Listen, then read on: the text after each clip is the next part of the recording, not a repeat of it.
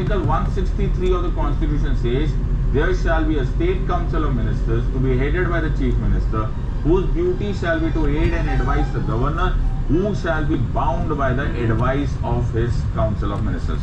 Are you understanding? तो उस मामले में तो मैंने प्रेसिडेंट साहब को रख लिया, और सॉरी गवर्नर को रख लिया, very similar to the president. तो ये तो बाउंड है ना. फिर प्रॉब्लम क्या है? प्रॉब्लम ये है that this constitutional head of the state, which is the governor, also has several discretionary powers. कौन सी powers? Discretionary powers. What are discretionary powers? मेरी मर्जी, discretionary powers. तो ठीक है ना सर, जहां पर बाइंडिंग है वहां पे बाइंडिंग करोगे, जहां पे डिस्क्रिशनरी है वहां पे डिस्क्रिशनरी करोगे. सर अगर डिस्प्यूट आ गया तो कि कौन सी डिस्क्रिशनरी पावर्स है, गवर्नर जीतेगा. पावर्स है, यही तो प्रॉब्लम है. तब भी गवर्नर सही डिस्क्रिशनरी पावर्स और बाइंडिंग पावर्स, बाउंड पावर्स में ऑब्जेक्शन आ जाता है. इट इज द मर्जी ऑफ द गवर्नर. किसकी मर्जी?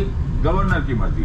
गवर्नर की मर्जी कि वो डिसाइड करेंगे गवर्नर साहब कि भाई ये है ना डिस्क्रिशनरी पावर है. It is not bind, I am not bound by this part. In other words यार ये बड़ा स्ट्रेंज हो गया. ना तुम इलेक्टेड हो डायरेक्टली ना इनडायरेक्टली, तुम्हें मैंने कॉन्स्टिट्यूशनल हेड भी बना दिया.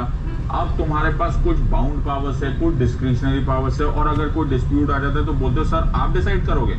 Very nice. और कुछ हाँ तो और कुछ ये है कि हमारी क्वालिफिकेशन भी वेल डिफाइंड नहीं है. क्या है जी? बहुत सिंपल सी बात है. We should be a citizen of India at least 35 years of age. Okay. और छोटी बात है डुअल मेंबरशिप नहीं होनी चाहिए. तो I should not be a member of either house of the parliament, not of the state legislature and not office of profit.